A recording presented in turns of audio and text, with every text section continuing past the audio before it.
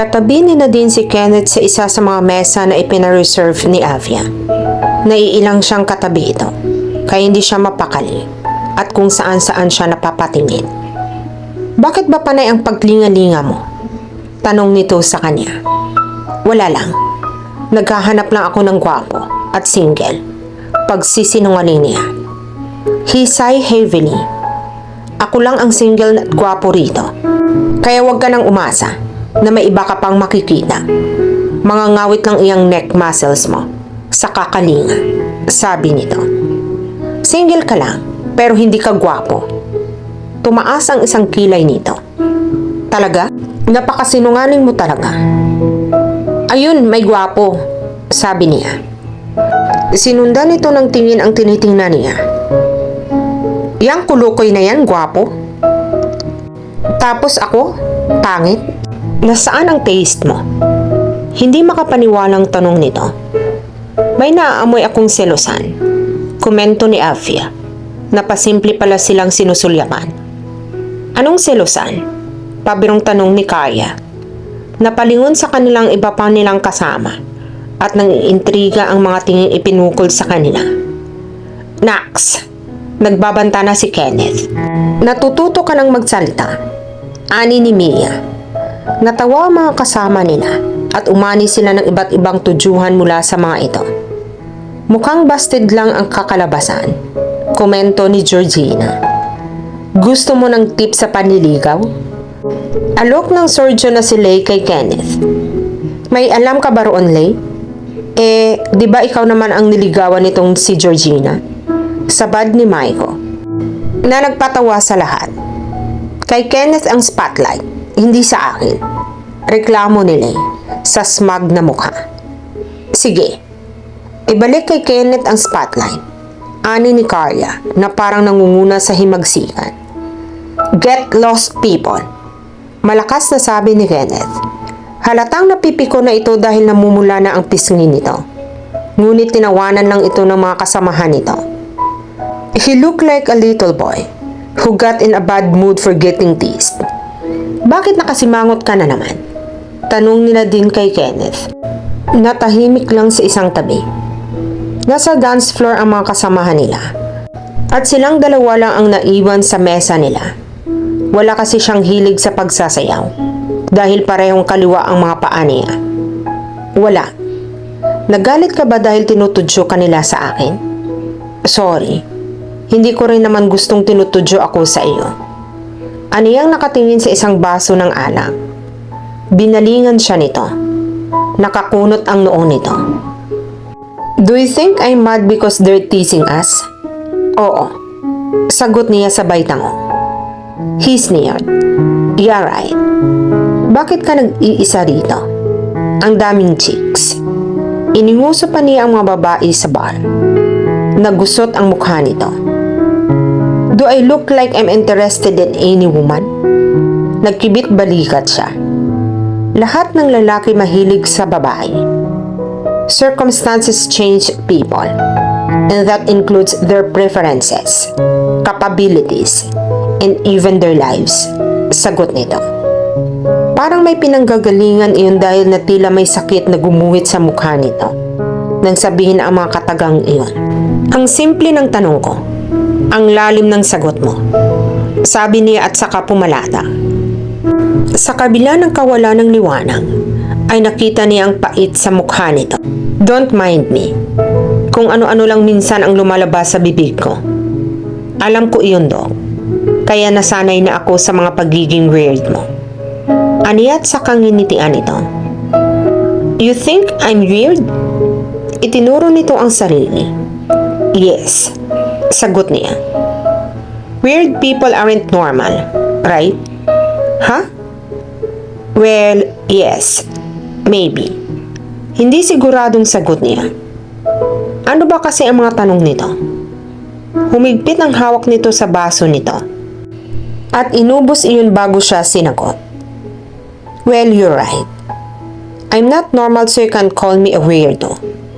Okay lang yan. Hindi naman halatang abnormal ka. Biro pa niya. Hindi ito tumawa sa biro niya. Sa halip ay parang naging malungkot ang anyo nito. It's not okay na din. It was never okay. Mahinang sabi nito. Ha? Wala. Kalimutan mo na iyon. A poignant smile formed on his lips as he looked up at her. Nagpresenta ito na ihatid siya. Hindi na siya tumanggi dahil mahirap kumuha ng taxi. Habang bumabiyahe ay napapalatak siya. Ang bilis naman. Parang dati. Ang dami pang single sa hospital. Pero ngayon, unti-unti na silang nag-cross out sa listahan ko. Sabi niya. Listahan? Anong listahan? Usisan ni Kenneth habang nakatutok ang tingin sa daan. Listahan ng mga single sa hospital. Sagot niya. Nakakunot ang noong sinulyapan siya nito. Patingin nga. Hinanap niya sa bag niyang listahang ginawa niya. 1 linggo na ang nakakalipas at ibinigay niya iyon dito. Sabihin mo nga na lang ang mga pangalan sa listahan mo. Bawal magbasa habang nagdadrive. Sabi nito. Napilitan siyang isa-isahin dito ang mga pangalan na nasa listahan niya. The nominees are. Sandaling huminto pa siya. Corny mo, ang sabi nito. Doc James, Carlo, Doc Clyde, Doc Daniel. May mga prospect na ang lahat ng iyan. Putol nito sa pagsasalita niya. Talaga? Okay, erase na sila. Ito naman. Doc Briggs. Doc, babairo iyan. Putol ulit nito sa kanya. Ilang pangalan pa ang kasamahan nitong doktor ang ibinanggit niya. Pero lahat ng iyon ay thumbs down dito. Hi. Mukhang wala akong swerte sa mga doktor. Sa mga nurse kaya. Si Marcos. Nagpapakyut sa akin iyon. Natatawang sabi niya. Si Clement. Cool iyon. Maganda pa ang pangangatawan. Dumilim ang mukha ni Kenneth. Ubos na ba iyong nasa listahan mo ng mga doktor? Bakit nagsettle ka na sa nurse? Oo. Lahat naman disapprove sa iyo. Aniyang bahagyang sumimangot habang nakatingin sa listahan. Napabuntong hininga siya. Aanhin mo nga naman ang sandamakmak na lalaki sa paligid mo kung wala naman isa roon ang para sa iyo. Bakit wala ang pangalan ko dyan? Tanong nito. Bakit ko pa ililista? Hindi naman kita type. Ganun ka rin naman. So why I should waste my ink? Pagsisinungaling niya. Mula kasi nung gabing tinubuan siya ng kabaitan kay Kenneth at nagtigil ang pagbabangayan nila. Unti-unting nagbago ang tingin niya rito. He was no longer the spoiled rich kid she used to know back in college. Nakikita na niyang mabuting side nito na ayaw nitong ipakita sa mga tao. Mabuting tao ito. Pinipilit lang nitong ikubli iyon sa dahilan ng hindi niya alam. And something inside her longed to find out what that reason was. Bakit? Ano ba ang type mo? Napaitlag siya. Teka, ano nga ba ang tanong mo? Kung anong type ko? Hindi naman ako choosy. Gusto ko lang talaga yung lalaking medyo snob. Yung hindi masyadong namamansin. Pero syempre, dapat mabait pa rin kahit snob. Paano naging mabait iyon? Snob nga. Snob ka naman, pero mabait. Sabi niya. Pero hanggang sa isip lang niya iyon. Wala pa siyang planong ipahiya ang kanyang sarili. Sakaling harap-harapan niyang sabihin sa kanya na hindi siya type nito. Bakit? May mababait na snob naman. Kagaya ni Doc Paulo. Naiisip ko pa lang siya. Hay nako. Naa-arouse ka na? Tila naiinis na sabi nito. Oy, hindi ah. Tahasang pagtanggi niya. May maladyosang girlfriend na iyon. Kaya off limits na siya. Napangiti siya. Hindi naman kasi si Paulo ang iniisip niya, kundi si Kenneth. Mabuti naman at naalala mo na iyon. Hindi ka type ni Paulo. Hindi yun mahilig sa ibang babae. Si Avi lang ang kinikilingang babae noon. Oo na, tanggap ko na iyon. Anyway, aside from being a snob, Ano pa ang gusto mo sa lalaki? Yun lang. Pero, syempre, prerequisite na ang gwapo niya, mistizo, at maganda ang katawan. Aniya. At sa kaniya iyon nginitian ng matamis. You're weird. I'll take that as a compliment. Mama, para ho. Sabi na din sa taxi driver. Tiningnan niya ang metro bago kumuha ng pera sa kanyang wallet at inabot sa driver iyon. Pagbaba niya ng taxi, ay bigla siyang nahilo. Marahil ay dahil nalipasan siya ng gutom dahil sa dami ng tinapos niyang trabaho. Napahawak siya sa kanyang sentido at hinilot-hilot iyon. Para siyang lasing na naglakad patungo sa apartment niya.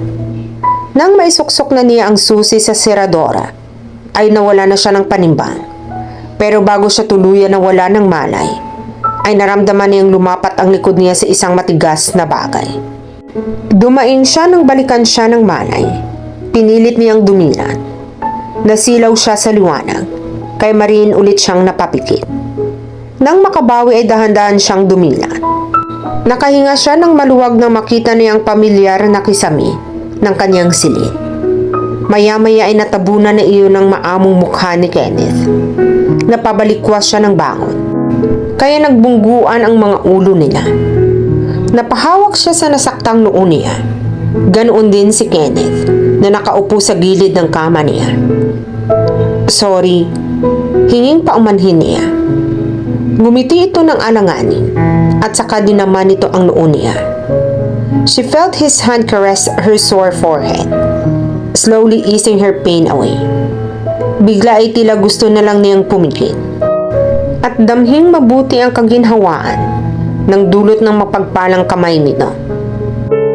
Hindi ko lang alam kung lapitin ka ng aksidente o clumsy ka lang talaga, sabi nito. Napadilat siya at nang haba ang nguso nito. Nakalimutan ko lang naman kumain kanina, kaya medyo nahilo ako. Sabi niya, bakit ka nagpalipas ng gutom?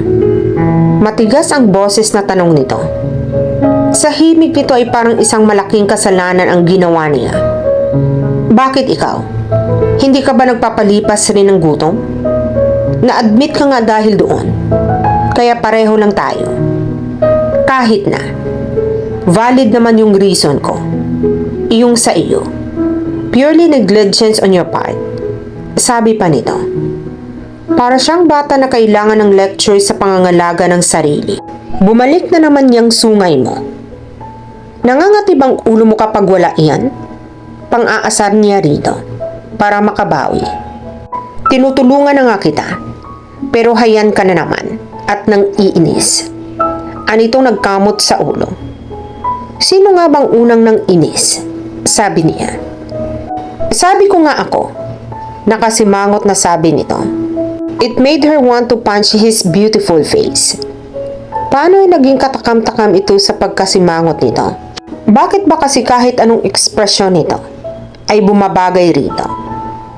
Bakit nga pala nandito ka? Pag-iiba niya ng usapan. Ang huling naalala niya ay nahilo siya at hinimatay. Anong nangyari sa akin? Nahilo ka. Akala ko nga ay lasing ka. Pero sa hospital ka galing, kaya imposibleng nalasing ka. Sagot nito. Pero paano mo nalaman? Nandito ka nang mangyari iyon? Nagtatakang tanong niya. Well, nagkataon na napadaan ako rito sa inyo at nakita kita. Lucky you. Anito na tila may hindi sinasabi sa kanya at itinago lang iyon sa huling sinabi nito. Bakit ka naman dadaan sa kalye ito? Hindi naman dito ang daan pa uwi sa inyo. Hindi rin ito main road. Pag-uusisa pa niya dahil napaka-imposible ang dahilan nito. Unless I didn't follow you. Sabi nito tila nabasa ang nasa isipan niya. Bakit ka nandito? Hindi naniniwalang tanong niya. I've already told you. Haven't I? Sabi nito na tila iniiwasan ang tanong niya. It didn't make any sense. Nakakunot ang noong sabi niya. Alright, I followed you home. Sa wakas ay pag-amin nito at saka nagkibit balikan. So sinundan siya nito. Parang nagpanundag-lundag sa trampoline ang puso niya sa tuwa dahil sa kanyang narinig. Bakit? Usisa niya. I don't know. Of course you do. Fine. I just wanted to make sure you were safe. That's all. Paliwanag nito. Nag-init ang magkabilang pisngi niya. Wow, sweet. Bakit? It was too overwhelming to hear those words coming from someone she least expected. Nobody had ever shown that much concern for her, except for her family. At nanggaling pa iyon sa isang taong unti-unti nang nagkakaroon ng espasyo sa puso niya. Hayan ka na naman sa mga bakit mo. Natatakot na ako sa mga one-word question mo. Anito na tila nahihirapan sa sitwasyon dahil sa tanong niya. Sorry, hindi ko lang maiwasang magtanong. I honestly don't know. Nadine, I just have this feeling of wanting to protect you. And I don't know why. Pakiramdam niya ay huminto ang pagtibok ang puso niya. God, am I really hearing this? Bakit? Mahinang tanong niya. Pakiramdam niya ay mas malakas pa ang tunog ng pagtibok ng puso niya kaysa sa boses niya. Baka anak kita sa past life ko. Puno ng sarkasmong sabi nito. Nalaglag ang mga balikat niya. Panira talaga ito ng moment. She rolled her eyes at his lame joke. Seriously? Bakit? Seryosong tanong niya. There you go again. Sabi nitong itinirik din ang mga mata. Sorry. Hinging paumanhin niya. Pinisil nito ang pisngi niya. It's okay. Huwag ka na lang tanong ng tanong ng bakit dahil kahit ako ay hindi ko rin alam kung bakit. Tumayo ito mula sa pagkakaupo sa kama niya.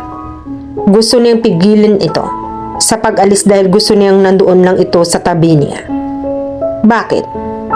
Tanong ng maliit na boses sa isip niya. Iyon lang ang tanging eksplanasyon sa lahat ng kakaibang damdamin na umuusbong sa kanya para kay Kenneth. It was not love. Then she couldn't think of any word to call it. Magpahinga ka na nga. Sabi nito at bahagya pang ginulo ang buhok niya. Good night, Kenneth. Good night. By the way, stop looking for guys. Let them find you. Isang matipid na ngiti ang gumuhit sa mga labi nito bago ito tuluyang umalis. Ang ganda-ganda mo naman. Pakis nga si Nurse Nadine. Paglalambing ni Nadine sa isang taong gulang na batang pasyente ng pediatrician ni si Doc Rainier. Isa rin si Doc Rainier sa malalapit na kaibigan niya sa hospital.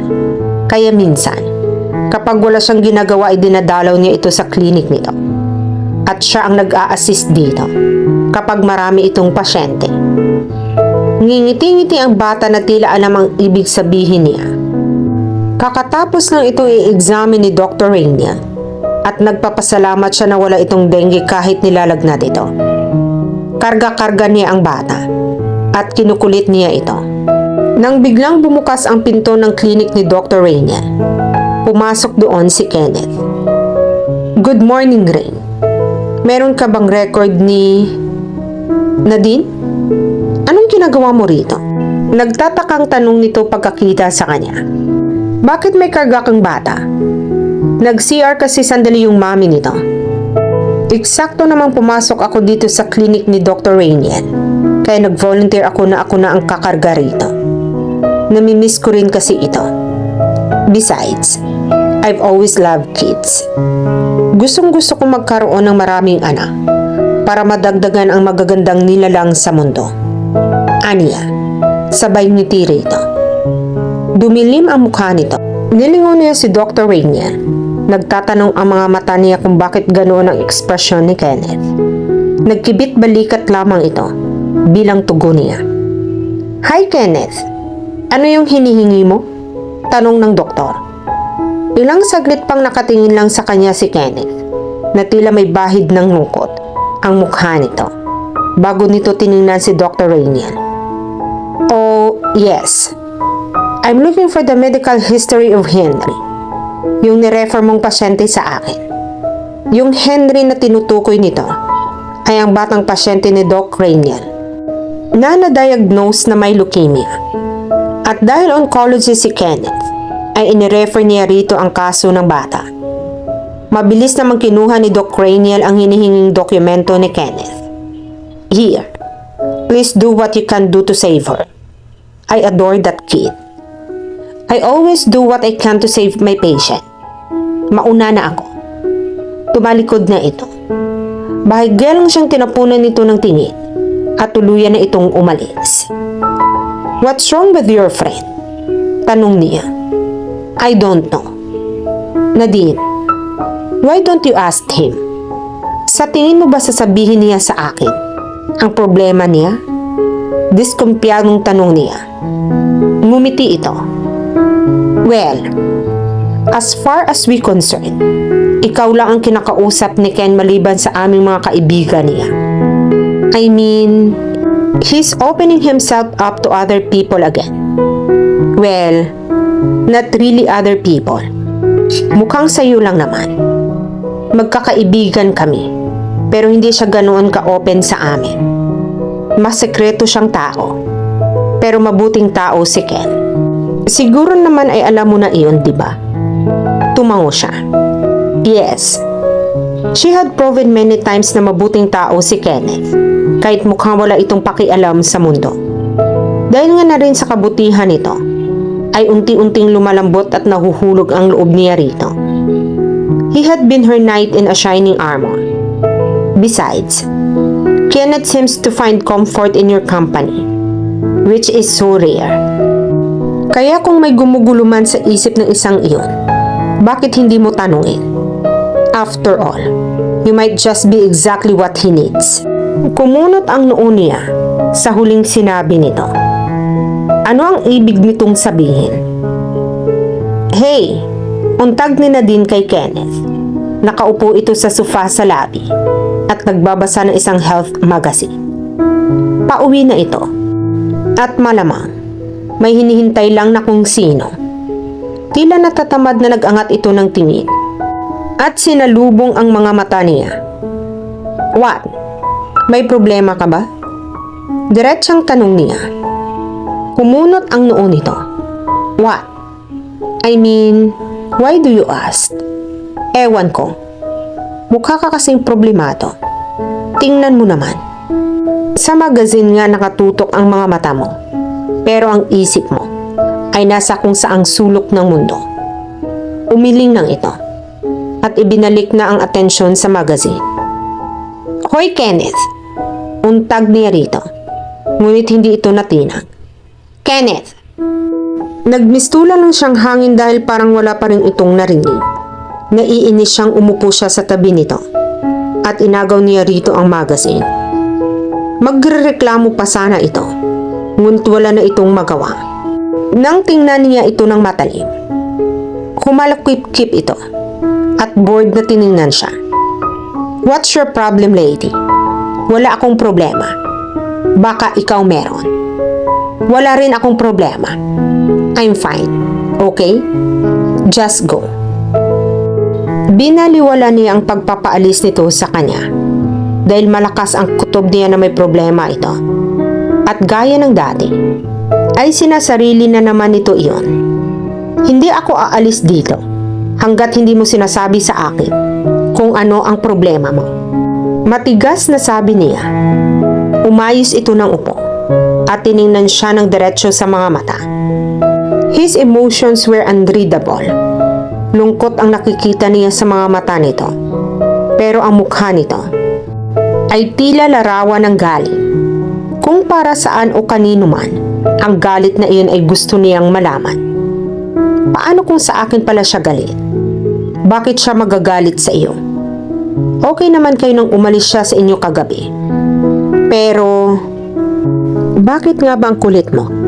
Wala akong problema. At kung sakaling meron, sa akin na lang iyon. Sabi nito sa malamig na boses. Akala ko ba'y okay na tayo? Akala ko ba kaibigan ang turing mo sa akin?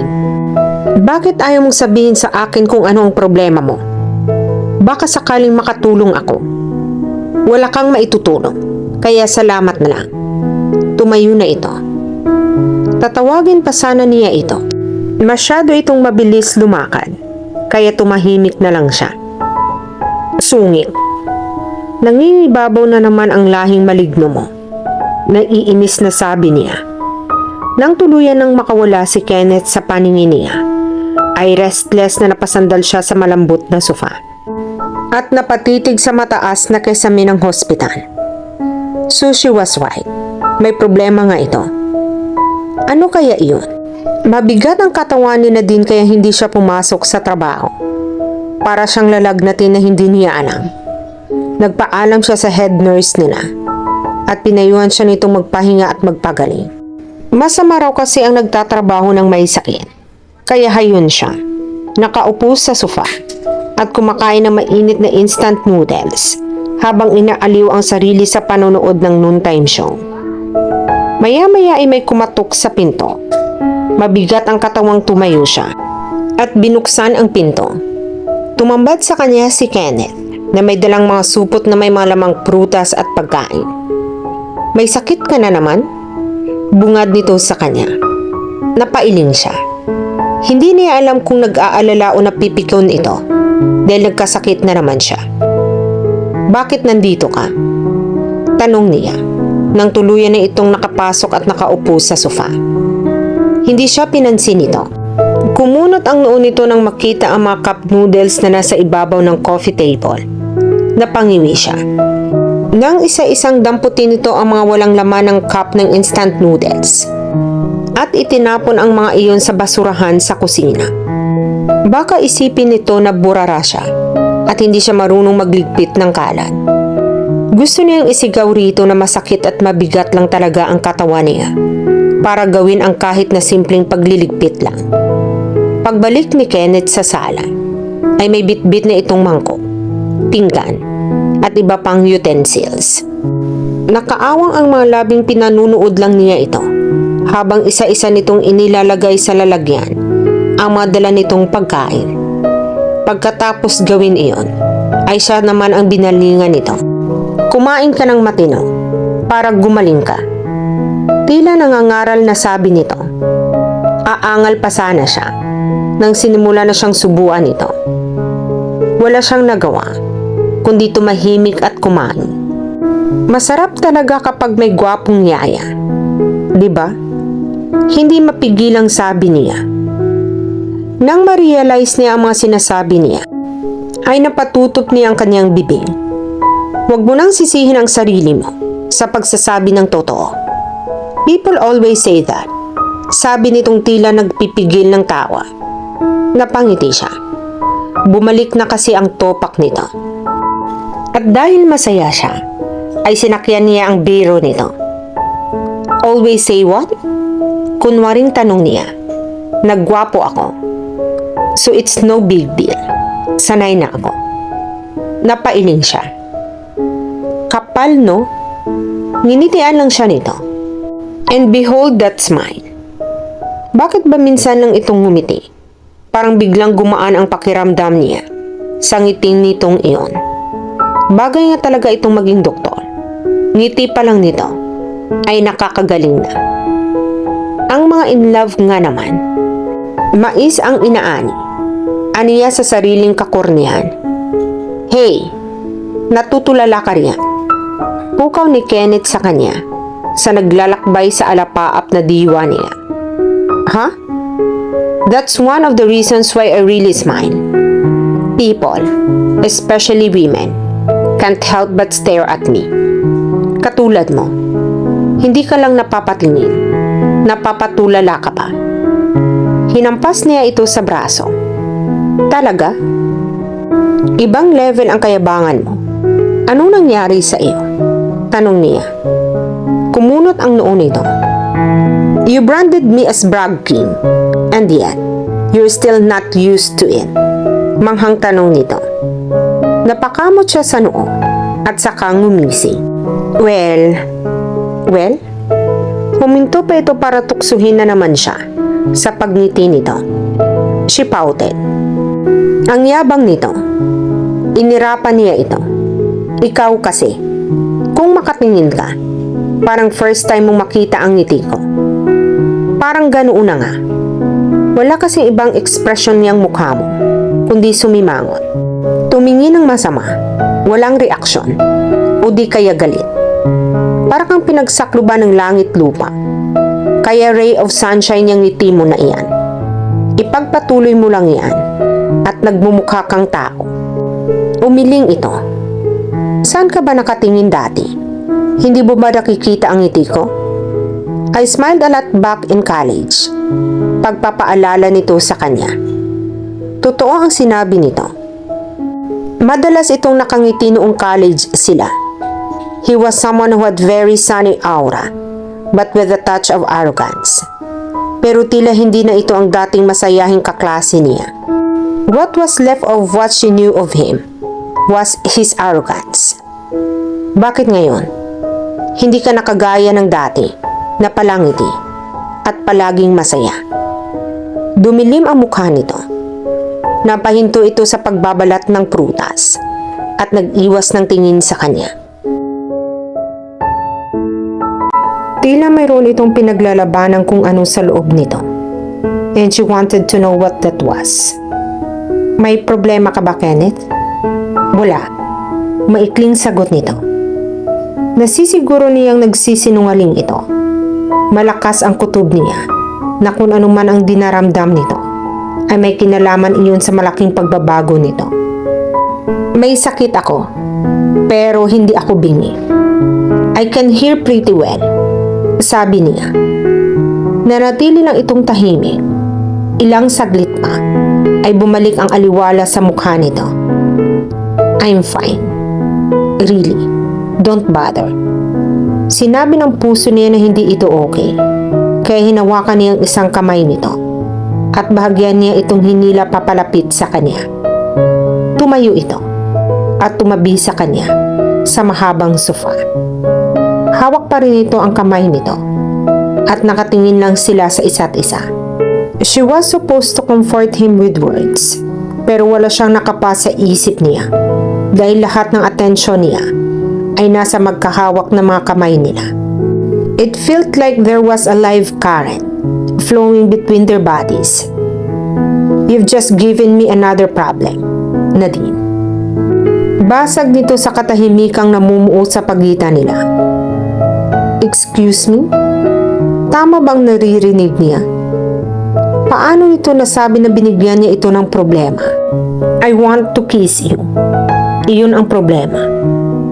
Parang umulan ng yelo dahil nanigas siya sa pagkabigla at excitement sa sinabi nito. He just say he wanted to kiss me? Napalunok siya at sinalubong ang tingin nito. A battle was raging in his eyes na para bang pinaglalabanan nito ang usig ng damdamin at ang bulong ng isip nito. The endless battle between right and wrong. I don't mind, sagot niya. Halatang nagulat din ito. Hindi niya alam kung anong kalandian ang pumasok sa katawan niya at sinabi niya iyon. Pero huli na para bawiin niya iyon. She didn't feel any regret at all. Parang sinuportahan pa nga siya ng puso niya dahil nag-drum roll pa iyon. You won't mind if I kissed you? Tumango siya na naging dahilan para walang sabi-sabing angkinin nito ang mga labi niya. It felt like a million intensely emotion exploded in her body. It felt nice and made her feel like hyperventilating. She laughed at the last thought. Her mind was getting so scrambled. She couldn't barely think straight. Well, who wanted to think straight when flooded with great emotions, stirred by a kiss. Pagkatapos ng halik na iyon, ay hindi pa rin siya dumidila. She wanted to savor the taste of his lips and prolong the memory of their kiss. In case it had only been just a dream. I shouldn't have done that. Anito. Napadilat siya. At naputol ang daloy ng imahinasyon niya. Ha? Tanong niya. Did he regret kissing her? I shouldn't have kissed you.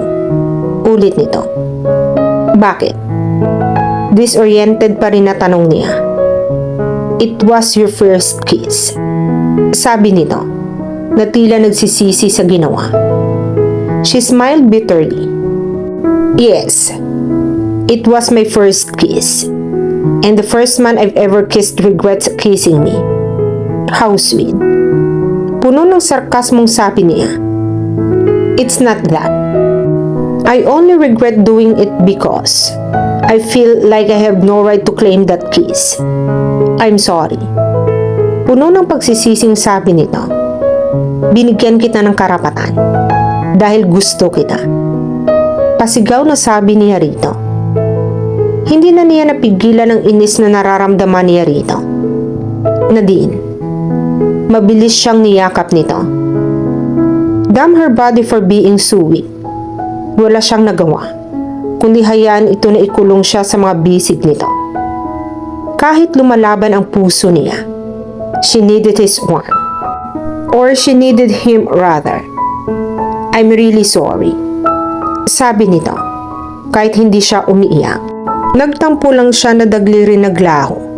Nangyakapin siya nito. Do you really regret kiss? Forget it. Putol nito sa sinasabi niya. Bumangon ang inis niya. Bakit ba ayaw nitong tanungin niya ito tungkol sa bagay na iyon? Gusto kong malaman, Kenneth. Giit niya sa kontroladong boses. He sighed. While I was kissing you, I feel like I was doing the right thing with the right person. But when I realized how perfect you were, how you deserve someone a lot better than me, I felt like shit. I don't deserve you. Malumanay na paliwanag nito. Pero nasa himig din ito ang nasasaktan nito. Nagtaka siya. Ano ang pinagsasabi nito? He didn't deserve her. Or was it the other way around? It's the other way around, isn't it? Pigil ang mga luhang sabi niya. It's not that at all. He cupped her face and touched his forehead to hers. You don't feel the same way? Tanong niya sa garalgal na boses. It's no longer about the feelings, Nadine. It's more than that. Mapait na sabi nito. Madali lang sabihin na ayaw mo sa akin. Matatanggap ko naman iyon. Galit na sabi niya. Kung ayaw nito sa kanya, pwede nitong iyong sabihin sa kanya. Hindi iyong kung ano-ano pang pagsisinungaling ang idadahilan nito sa kanya. She despised pain, but she hated lies even more. We can't be together. Ramdam na ramdam niya ang pagtakas ng lakas at pagpasok ng sakit sa katawan niya sa mga salitang iyon. Bakit?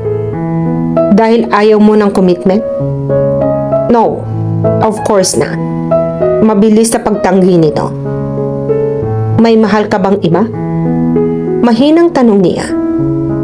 Parang hindi niya makakaya kapag sumagot ito ng oo. That's not it. Malungkot na sabi nito. You can tell me. Handa akong makinig at umitindi. Aniya na may bahid ng pakiusap. As I've said, you deserve someone better. Someone who can make you the happiest girl in the world. And that someone can never be me. Tila nasasaktan din na sabi nito. Nahihirapan at nasasaktan na rin siya. Mahal niya si Kenneth. At kani-kanina lang ay ikinakala niyang ganun din ang nararamdaman nito para sa kanya. But now, he was giving her very vague reason kung bakit hindi sila maaaring magkatuluyan. He could simply tell her that he didn't like her. Masasaktan siya. Pero at least, ay alam niya ang totoo at hindi siya mukhang tanga. At halos mabaliw sa kakaisip ng dahilan nito. I don't believe you. Then, What do you want me to say? Sabihin mo sa akin na hindi mo ako gusto, na hindi mo ako mahal. Tiningnan siya nito ng mataman. His eyes filled with sincerity. Pagkakuwan ay yumuko ito at tinampal ng malakas ang noo. I can't love you. Parang pinagsasaksak ang puso niya sa sinabi nito. Well, at least she was hurting for the real reason. And she felt a teardrop on her arm. Mga luha niya iyon. She heard Kenneth curse under his breath bago ito tumayo at umalis ng apartment niya. Siya naman ay naiwang hindi lang sakit sa katawan ang nararamdaman niya, kundi maging matinding kabiguan. Napamura si Kenneth nang mabitawan niya ang shot glass na hawak niya. Pagkagaling niya sa bahay ni Nadine, ay umuwi siya at dumiretso sa minibar. Nilunod niya ang sarili sa alak. But even alcohol couldn't make him forget. It couldn't take away even a single % of the pain that was searing through him. It was like he was dying slowly, inch by inch. Bakit ganoon? Okay na sana siya. Unti-unti na niyang natatanggap na maaaring maging buhay niya nang nag-iisa.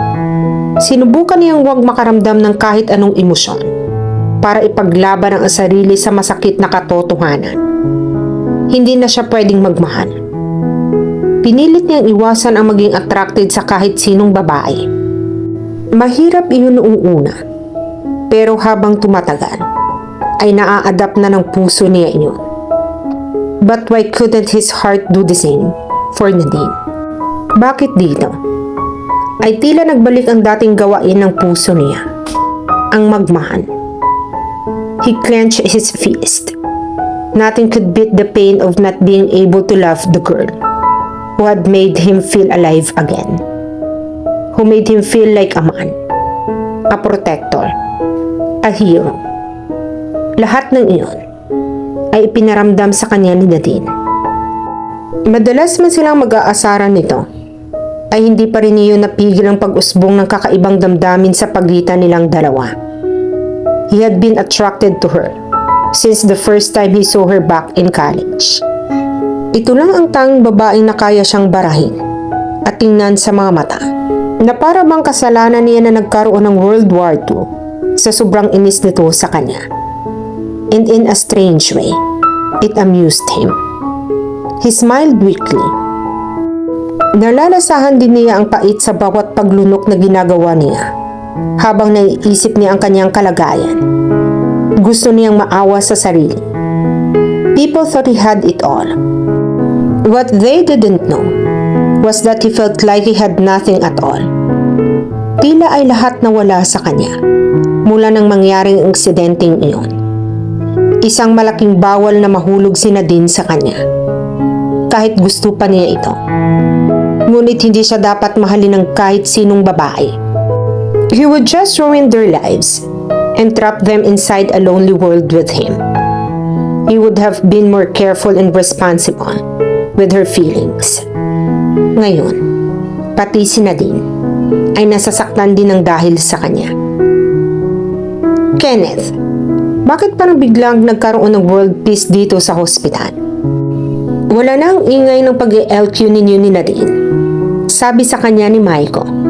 Nasa cafeteria sila at kumakain ng merienda. Stop talking nonsense. Saway niya rito. Kung pwede ay ayaw niyang pag-usapan si Nadine dahil gusto niya iyong kalimutan. It was a tough battle between his heart and mind. Pikon ka na naman ulit ngayon. May nangyari ba sa inyo ni Nadine? Bakit mo naman naisip na may kinalaman si Nadine dito? Naiinis na tanong niya. Kanino ka ba may pakialam? Hindi ba kay Jessica Alba? Look alike lang naman. Inirapan niya ito pero tumatawa lang ito. Wala. Anong wala? Binasted ka ba? Paano niya ako babastidin? Hindi naman ako nanliligaw. Baka naunahan ka ng iba. Kaya nagagalit ka dyan. Panghuhula nito. Hindi ako nagagalit. Giit niya. Bakit parang kakain ka ng tao dyan? Sasagot na sana siya nang lumapit sa kanila si Leigh at umupo sa bakanting selya sa mesa nila. Oy, anong meron? Tanong sa kanila ni Leigh. Sumimangot siya. Bakit ba madaldal at usosyero ang mga may love life? Reklamo niya habang nakatingin sa dalawa na nakangisi sa kanya. Kasi, na-realize namin na ang feeling dapat sinasabi, hindi kinikimkim. So go and spread your words of love, sagot ni Maiko. Hindi ka pa rin umaamin ng feelings mo kay Nadine? Ang hina mo naman, pang-aasar ni Leigh sa kanya. Wala akong dapat aminin. Takot ka ba? Maybe he can still love you, despite the fact that you're safe without the condoms. Dugtong ni Maiko. Isa sasabihin ng kadarating lang din na si Paolo. Kumuyom ang mga kamay niya. Tama si Paolo. Takot siyang ma-reject ng babaeng mahal niya dahil sa kakulangan niya. Be careful with your choice of words. Pasimpleng bulong ni Leigh kay Maiko. I'm careful with my words. Gumagamit ako ng kondom. Walang offending doon. Pagtatanggol ni Maiko sa sarili. Walang nagawa si Leigh, kundi bumuntong hininga na lamang. Ken, pukaw sa kanya ni Paolo. Binalingan niya ito ngunit hindi siya nagsalita. Do you love Nadine? Tanong nito sa kanya. Of course he does. Sagot ni Leigh para sa kanya. Yeah. Is that even a question, Pao? Sabad ni Maiko. Tiningnan lang sila ni Paolo ng matalim. Sorry, Big Boss. Hinging paumanhin ang mga ito. At umiling na lang siya. So, untag sa kanya ni Paolo. You know I can't. Sagot niya. Because? You know why, Paolo? Maybe that's for her to decide. And besides, we're talking about love here. Minsan, magugulat na lang tayo kung ano ang kayang gawin ng pag-ibig sa tao. Nadine loves you, sabi ni Paolo sa kanya. It's that kind of love I and these two nosy men right here have with our women. And trust me, love in this world's wonder drug. It creates miracles. Ani ni Paolo. Napaisip siya. Maybe he was right. Pero dahil din sa pagmamahal na iyon, kaya ayaw niyang isakripisyo ang kaligayahan at maaaring mga pangarap ni Nadine. He loved her. And that's why he was doing it. Right on. Amen. Magkasunod na pagsang-ayon ni na Maiko at Leigh. Nakapwa masaya na rin sa piling ng mga babaeng minamahal ng mga ito. At naiinggit siya sa mga ito. Iba naman si Nadine kay Francis. Sabi ni Maiko. Bakit mo binanggit ang pangalan na iyon? Saway ni Leigh. Hindi na siya nasasaktan tuwing naririnig niya ang pangalan ni Francis. Naalala niya ang mga nangyari 5 taon na ang nakakaraan.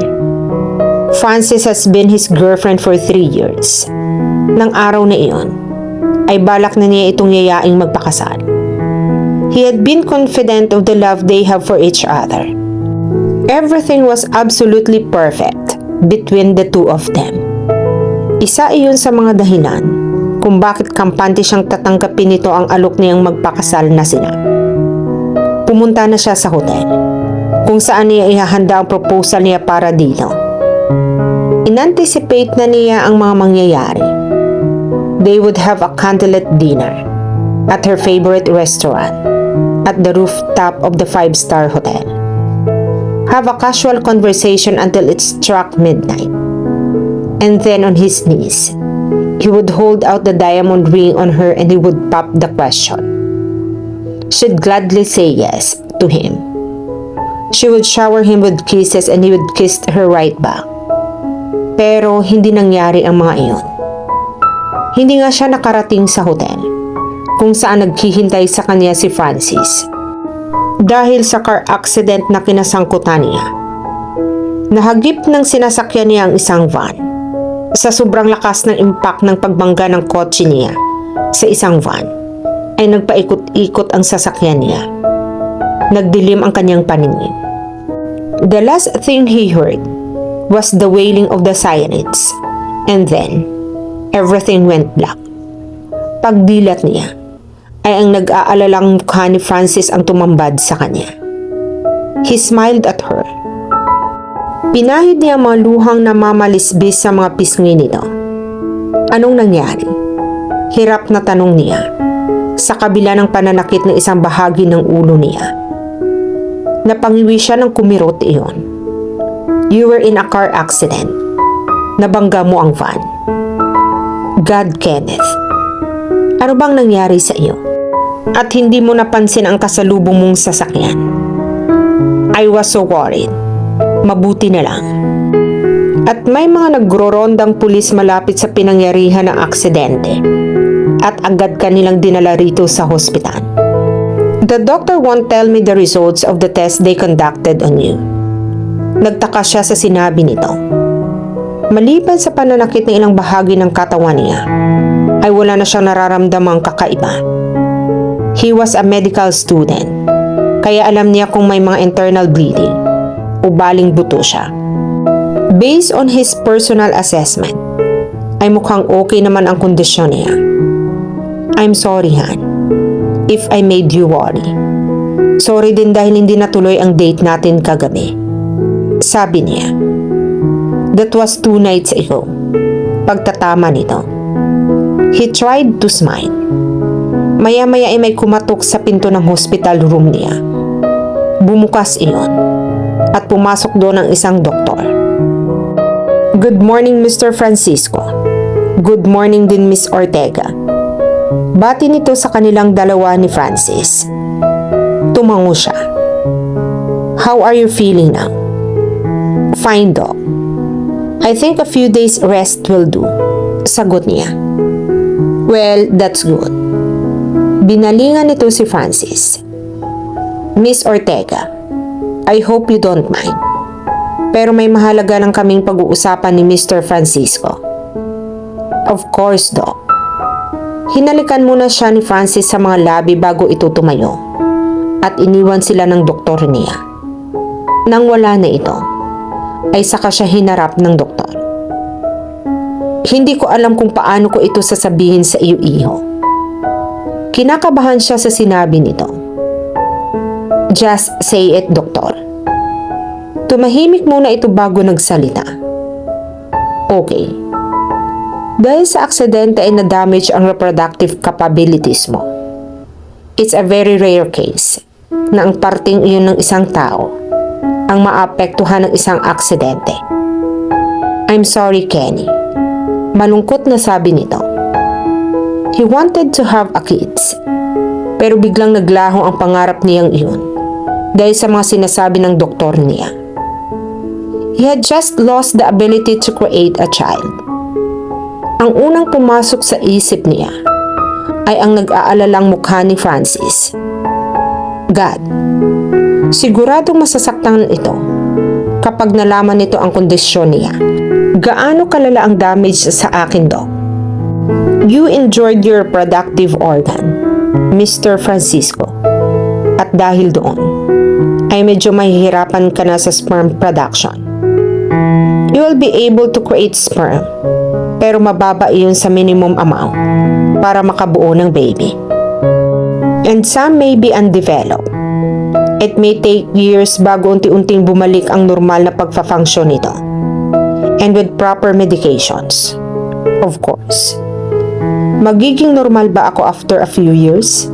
Tanong niya. It all depends on the conditions of your body. And of course, your environment.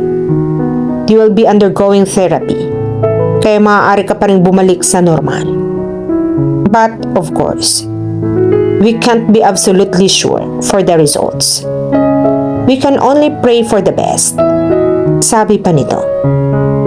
Binigyan siya nito ng mapangunawang ngiti at tapik sa balikat. You can get through this, Kenny. You're a strong man. Pagkasabi niyon, ay lumabas na ito. Pumasok ulit sa kwarto niya si Francis. Pagkakita niya rito, ay hindi niya mapigilan ang mapaiyak. He would surely hurt her. Honey, what's wrong? Agad na tanong nito. Dahil hindi niya kayang magsinungaling dito, ay sinabi niya rito ang sinabi ng doktor. Mahal siya nito. At sigurado siyang kaya nitong tanggapin ang nangyari sa kanya. You can't have a child? Hindi makapaniwalang tanong nito. Tumango siya ng marahan. Gusto niyang patayin ang sarili nang marinig niya itong umiiyak. Magagawa naman iyon ng paraan. It will take years, though. Aniyang unti-unti nang naglalaho ang pag-asa sa boses. He was trying to convince himself na magiging okay ang lahat. Pero tila nahihirapan din siyang paniwalaan iyon. The doctor said that it's not certain na maaaring ka pa rin maging infertile. I will take care of myself. Gagawin ko ang lahat na paraan para maibalik ang lahat sa normal. Patuloy ito sa pag-iyak. I don't know, Ken. Masyadong masakit sa akin ito. It's not as if bubuo na tayo ng pamilya. I am still finishing med school. Aniyang binigyan ito ng pilit ng ngiti. But you were supposed to propose to me if you hadn't had accident, right? Yes, that was the plan. Pero magiging engaged pa lang naman tayo. Hindi pa tayo magpapakasal at bubuo ng pamilya. Tila naging malamig na ito sa kanya at ayaw siya nitong pakinggan. Hinawakan niya ang isang kamay nito. Will you marry me, Francis? Tanong niya. Wala siyang pakialam sa settings or sa timing. Gusto niyang malaman kung gusto pa rin siya nitong makasama. Who would marry a guy who's staring? That's foolish, Ken. Mag-propose ka sa akin kung kaya mo na akong bigyan ng anak. Sabi nito. At saka dali-daling iniwan siya. Tinalikuran siya ng babaeng handa niyang pag-alaya ng buhay at pag-ibig niya. He had never felt so miserable. Sana ay namatay na lamang siya sa aksidente. Reality was painful. And love, did it really exist? Tanong niya. Dumaan din ba kayo sa ganitong stage ni Paolo bago kayo nagkaroon ng happy ending? Tanong ni Nadine kay Avia. Nasa office sila ni Rain at doon nag-uusap. Well, yes. Lahat naman ay dumaraan sa ganyang pagsubok. Di ba, Rain? Tanong nito ng balingan si Doc Rainiel na nakamasid lang sa kanila. Gaya niya, ay pinoproblema rin nito ang naghihinalong love life nito. But she would consider Rain luckier. At least ito. Alam nito kung bakit iniiwasan ito ng lalaking mahal nito. Samantalang siya, clueless. Ewan. Wala akong nire-recognize na lalaki, sabi nito. Bitter, ani ni Avia. Inirapan ito ni Rain. Naiinis na talaga akong makikita ng mga babae na namumroblema ng dahil sa lintik na pag-ibig na iyan. Bitter talaga, ulit ni Avia. Talaga? Paasik na sabi ni Rain.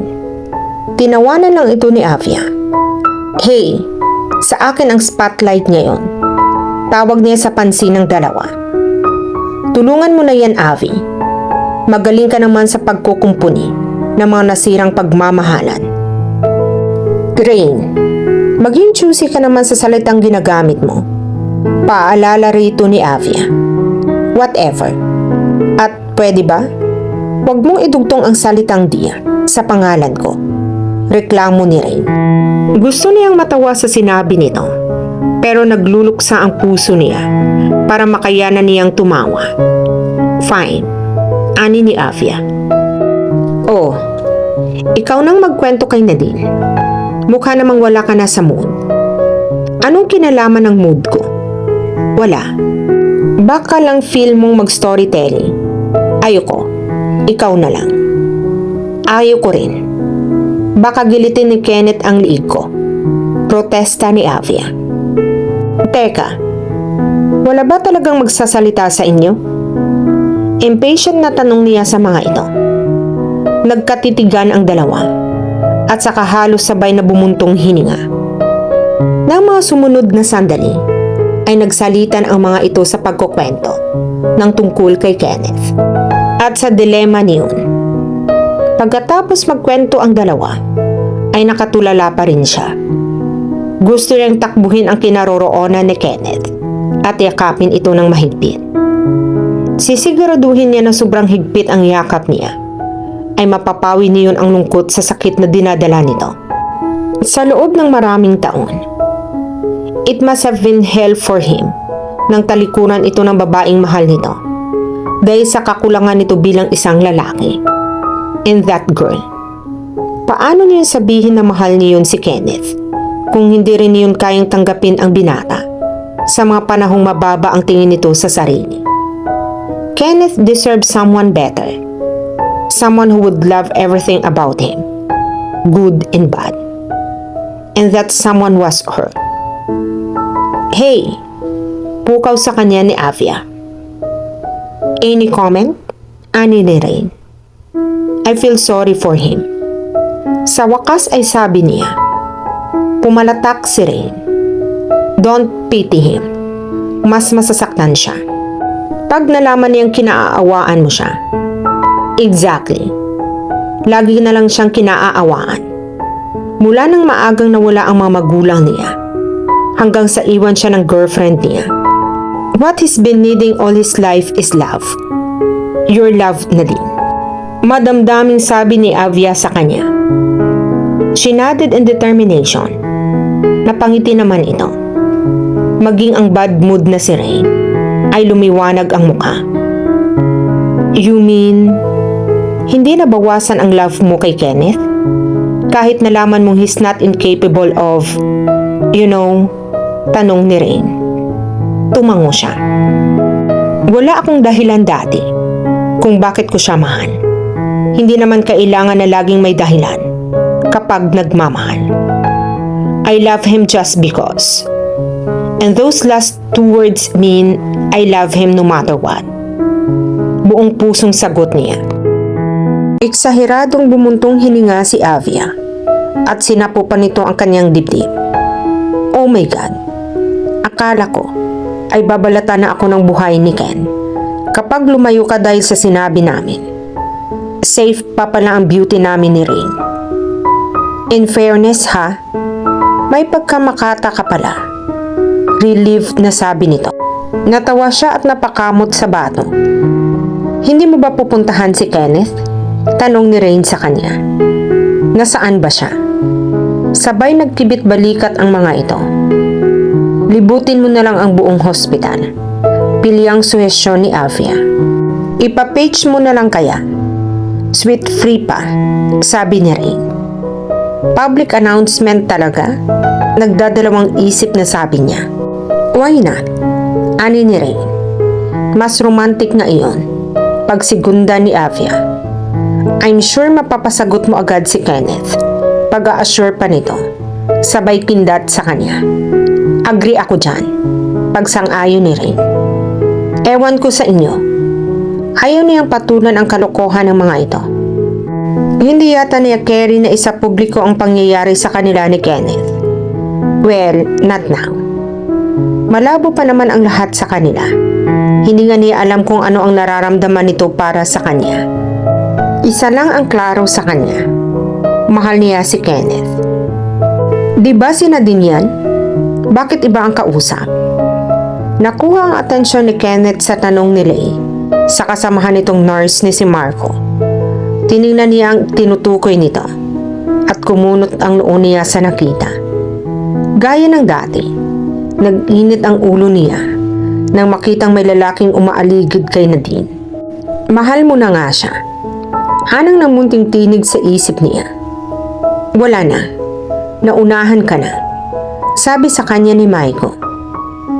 Umarte ito na tila nakikiramay sa kanya. Tinapik-tapik pa nito ang balikat niya. Poor guy. Ngumisi lang ito nang tingnan siya nito ng masama.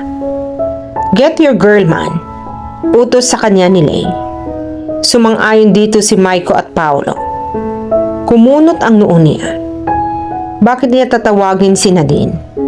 Ano ang sasabihin niya rito? Isa pa, iniiwasan niya ito. Pagkatapos ay palalapitin pa niya ito sa kanya. Nasisiraan na ba siya ng bait? Yes, matagal na. Ani ng isip niya. Inalis na lang niya ang tingin kay Nadine at ibinalik iyon sa iniinom na kape. Magiging masukista lang siya kapag patuloy siyang titingin dito at sa kasama nitong lalaki. Pero kailangan na rin niyang masanay na iba ang kasama nito at hindi siya. Mukhang ikaw pa ang sinusundo ng sinisinta mo komento ni Maiko. Grabe talaga ang appeal mo, Ken. Isang mahinang tapik sa likod ang ibinigay ni Lay sa kanya. Hindi na niya napansin ang dalawang makulit na doktor na ito dahil narinig niyang tumikhim si Nadine. Automatikong tumingin siya rito. Nagtama ang mga mata nila. He could hear his heart pounding on his ears. Kenneth, sambit nito sa pangalan niya. He had missed her voice. Parang kay tagal na niyang hindi naririnig iyon. Those days seems like years. Pero kailangan niyang tiisin iyon para na rin sa kanilang dalawa. What? Pagalit na tanong niya. Tumingin siya rito na hindi ipinahahalata ang totoong nararamdaman. Naiinis at nakukornihan na talaga siya sa sarili niya dahil kung ano-ano na ang mga pinag-iisip niya. We need to talk, sabi ni Nadine. Bakit? Tanong niya. Basta. Ayoko. Bakit? Basta rin. Sagot niya. Tumirik ang mga mata nito. Gusto niyang mapangiti sa pagiging piko nito. Huwag ka na ngang magpapikot, pare. Kantsaw sa kanya ni Maiko. Oo nga. Babae lang ang nagpapakipot. Pasigunda ni Lay. Tumayo ka na bago kita sipain palabas ng hospital. Banta sa kanya ni Paolo. Napalingon silang lahat dito. Mang power trip daw ba? Umiiling na sabi niya. Well, kayang-kaya nito tutuhanin ang banta dahil anak ito ng may-ari ng hospital. Tumawa lang sina Maiko at Lay. Sumunod ka na kasi kay Nadine. Masyado kang maarte para sa isang lalaki. Ani ni Lay. Baka hindi siya lalaki kaya maarte. Susog ni Nadine sa sinabing iyon ni Lay. Napaawang ang mga labi niya sa sinabi nito. Umupo ka at mag-usap tayo. Sabi niya. Wag dito. Sa ibang lugar na lang. Ay, baka private yan. Pa-share naman kami. Sabad ni Maiko. Oo nga, so kailan ang kasal? Tanong ni Lay, saka ngumiti ng malapad. What in hell, people? Naiinis na sabi niya. Tumayo na siya at hinila si Nadine, palabas ng cafeteria. Lumako sa kanila ang tingin ng mga taong kumakain doon. He didn't mind them. Siguro nga ay dapat na niyang isettle ang conflict sa pagitan nila ni Nadine. He had to let her go. Pagkapasok ni Kenneth at Nadine sa opisina nito, ay inilak nito ang pinto at pinaupo siya nito sa sofa. Ilang minuto silang nakaupo doon at pinapakikiramdaman ang isa't isa. Parang biglang umurong ang dila niya at hindi na niya alam ang sasabihin o kung paano magsisimula. Bigla na lang siyang nakontento sa pag-upo sa tabi nito. Masisiraan na yata siya ng bait. So, panimula ni Kenneth. Anong sasabihin mo? Nasaan ang iyong hinandan niyang speech para dito?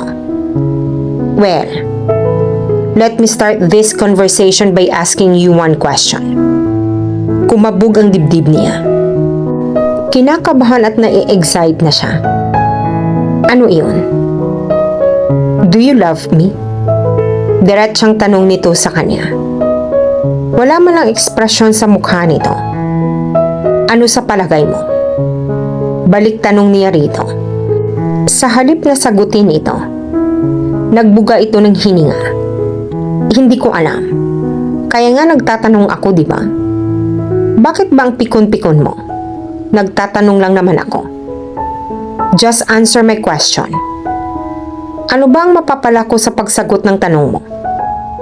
Natahimik ito at waring nag-isip. Tama nga siya. Wala itong planong gawin para tugunan ang damdamin niya dahil hindi ito nakasagot. Maybe he would just tell her to stop loving him kapag sinabi niyang mahal niya ito. Ipinagtatabuyan siya nito nang hindi man lang siya binigyan ng pagkakataon na sabihin ang dilema niya. Will you tell me to stop loving you kung sakali mang mahal nga kita? Aniya na ikinagulat nito. What? Alam ko na. Pagtatapat niya rito. Halatang na-tense ito sa sinabi niya. Maybe he understood what she meant. Anong alam mo? Relax na tanong nito. Hanga talaga siya sa bilis nitong pag-absorb ng sitwasyon. At panatilihing placid ang reaksyon nito. But he couldn't fool her. Oo, Kenneth. Mahal kita. Pag-amin na niya. Mukhang hindi ito ikinagulat ang pag-amin niya. Marahil ay alam na nito iyon base na rin sa huling beses na nagkasama sila.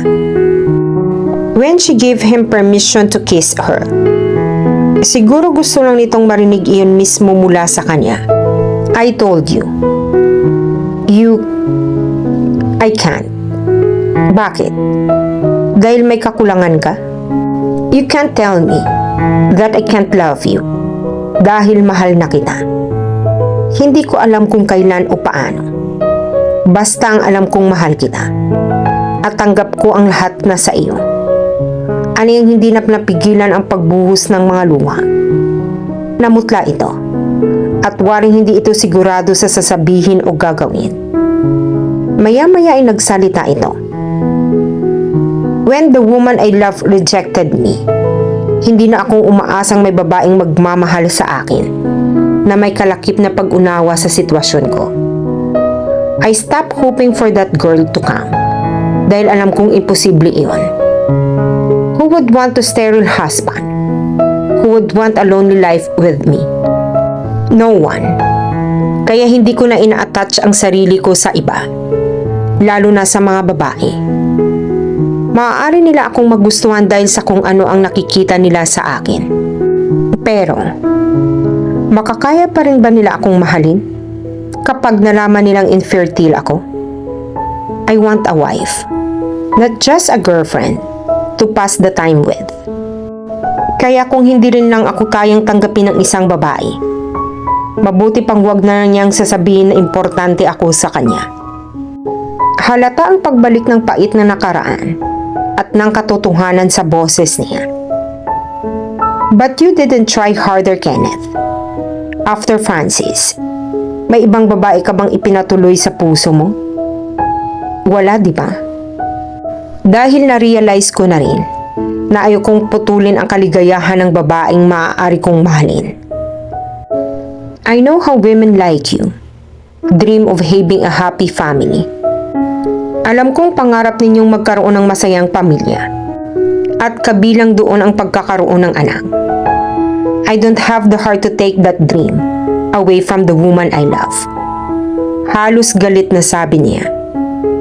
Maaaring galit ito sa sarili nito at sa sitwasyon nito. Paano naman ang mga pangarap ng babaeng nagmamahal sa iyo? Paano kung ang pangarap lang niya ay ang makasama ka? Will you take that away from her too? Matapang na tanong niya. Nakatingin lang ito sa kanya. Masasalamin ang sakit sa mga mata nito. The pain of not being able to have that person he loved. You don't know what you're saying. Sinabi mo lang iyan ngayon pero kapag na-realize mo na gusto mo na ng sariling anak, you'll start having regrets. Malungkot na sabi nito. He hated himself for saying it. Wala ka bang tiwala na kaya kitang mahalin at makontento na lang ako sa buhay na ikaw ang kasama? Well, guess what? I can and I will. Kung mapapayagan mo lang ako, ganoon kita kamahal. I know how you love kids, Nadine. Sinabi mo yun, di ba? Nakita ko rin kung gaano ka napapaligaya ng mga bata. I don't want to take that happiness away from you. Naiinis siya sa patuloy na pagbibigay nito sa kanya ng dahilan para wag niya itong mahalin.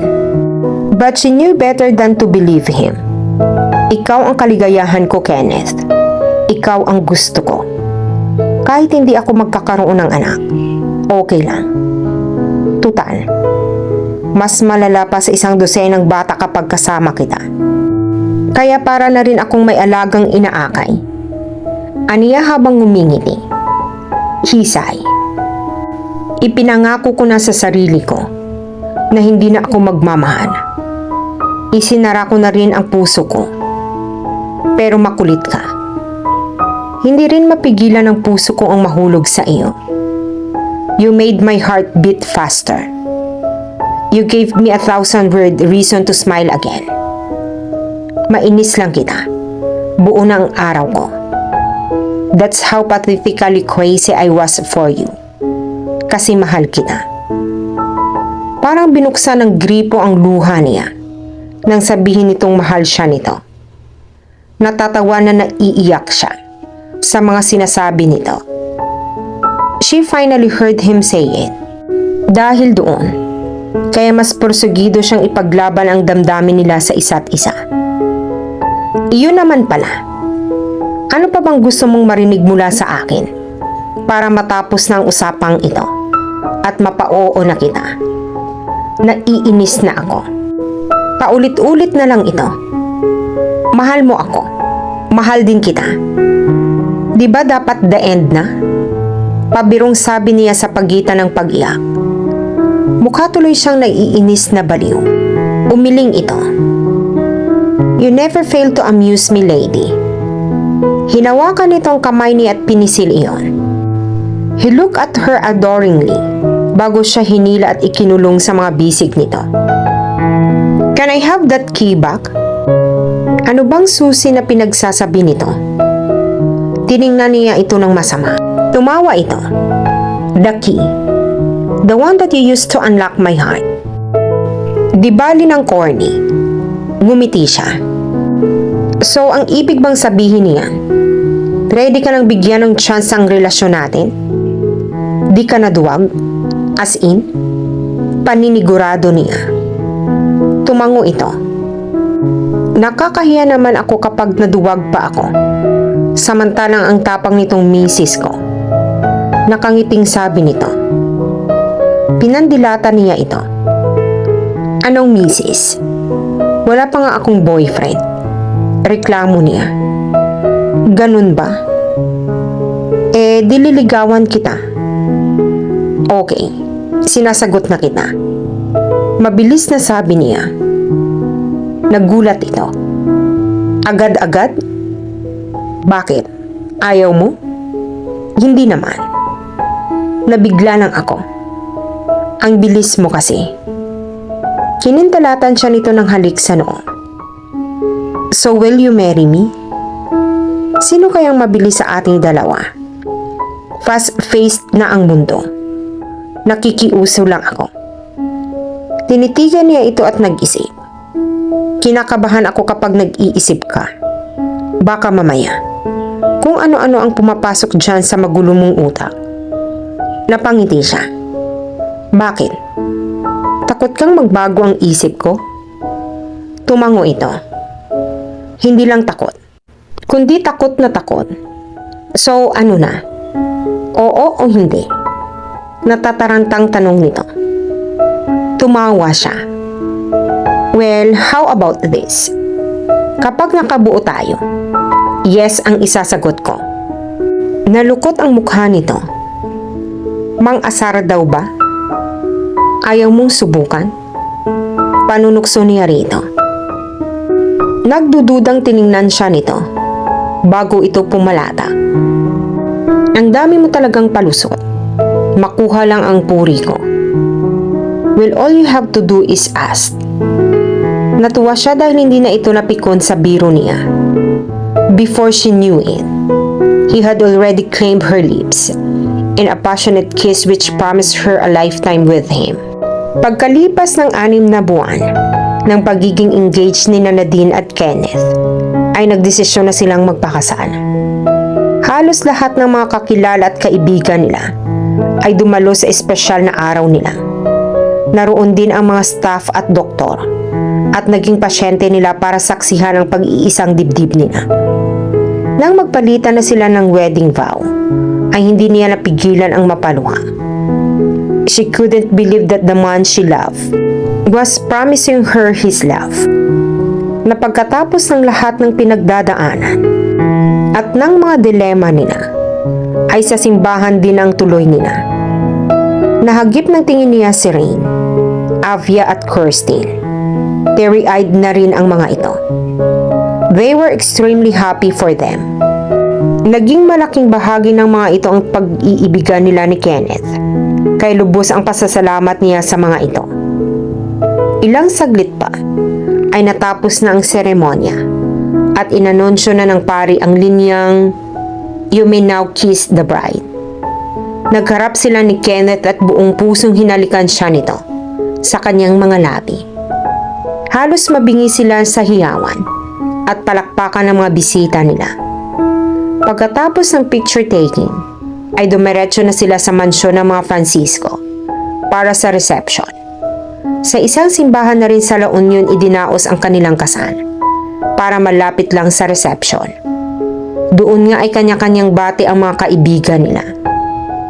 Ang daya. Bakit nauna na kayong ikasal samantalang mas nauna naman akong na-engage? Nagre-reklamong sabi ni Avia nang lumapit sila sa mesa ng mga ito. Kasama nito ang fiancé nito na si Paulo at ang mga kaibigan nila. Han, ikaw ang may gusto na next year magpakasal. Remember? Paalaala rito ni Paulo na ginantihan lang ni Avia ng isang matamis na ngiti. Saan naman ang honeymoon ninyo? Tanong sa kanila ni Maiko. Oo nga, sama kami. Sabad ni Ney. Bakit ka sasama? Tanong ng girlfriend nitong si Georgina. Bakit hindi? Wala namang X-rated doon, di ba? Nakangising sabi ni Lay. Isang mahinang batok ang nakuha ni Lay mula sa kasintahan nito. Kids, stop! Masyado kayong magulo.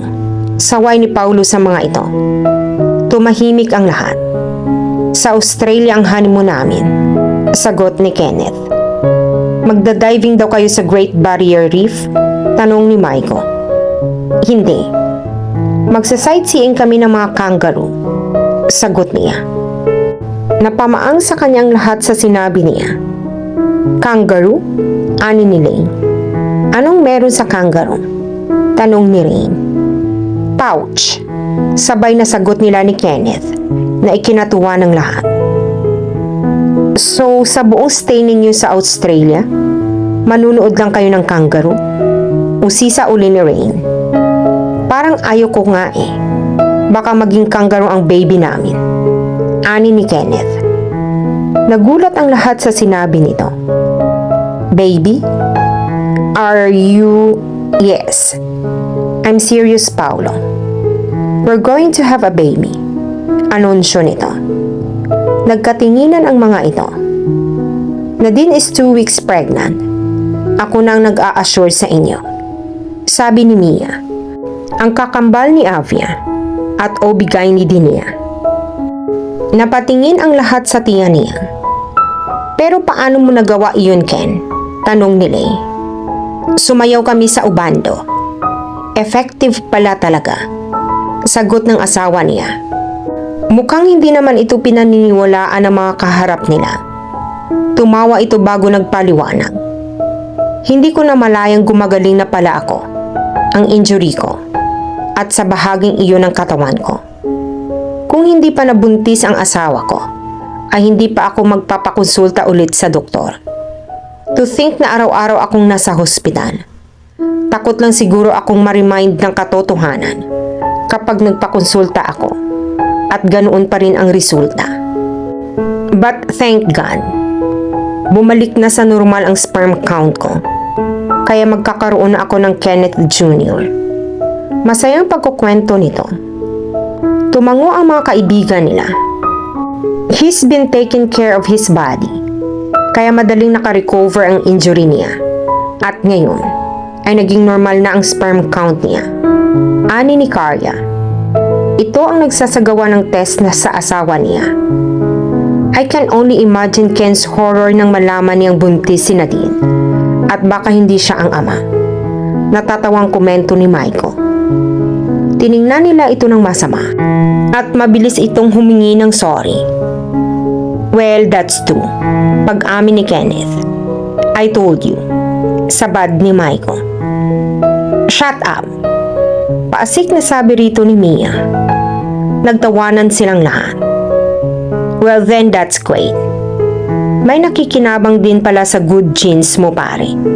Ani ni Lay. Ninang at ninong kami. Sabi ni Avia. It's a miracle. Tuwang-tuwang sabi ni Mia. Kinabig siya ni Kenneth papalapit dito at hinagkan siya nito sa ulo. It's love, sabi nito. Yes. Aniyang hinalikan ito sa mga labi. At isa-isang sumang-ayon ang mga kaibigan nila sa kanila.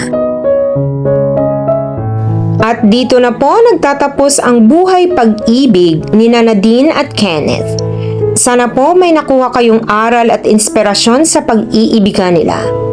At sana po, muli ninyo akong samahan sa susunod ko pang kwentong ibabahagi sa inyo. Muli, maraming salamat po. Keep safe and God bless everyone.